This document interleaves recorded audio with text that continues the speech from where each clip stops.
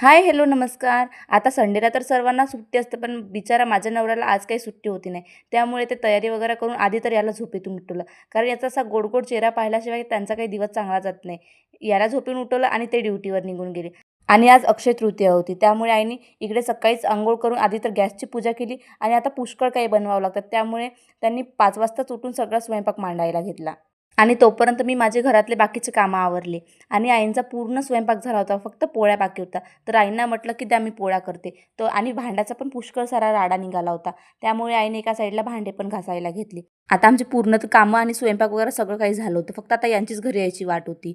यांनी मला 12चा टाईम दिला आणि घरी 12:30ला आले. तोपर्यंत आई बोलल्या, की "तू पूर्ण फोटो वगैरे पुसून ठेवून दे आणि मी इकडे एका साईडला नैवेद्य काढतो." आता हे घरी आले आणि छान अंघोळ वगैरे केली आणि फोटोची पूजा करायला घेतली. यांनी इकडे बाबांची आणि आजींची पूजा वगैरे करून घेतली आणि आता माझ्या श्रीनूने त्याच्या आजोबाला तर कधी बघितलं नाही, पण फोटो पाहून तो बरोबर सांगतात, की हे आजोबा आहे. त्यानंतर मी पण इकडे बाबांची आणि आजीची पूजा वगैरे करून घेतली आणि नमस्कार केला.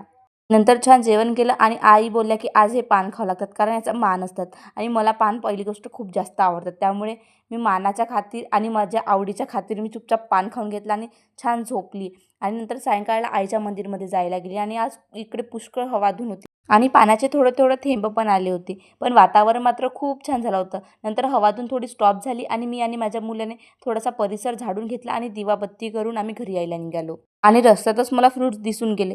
मी ते पण घेऊन घेतले. चला तर मग आजच्यासाठी एवढंच. तोपर्यंत बाय.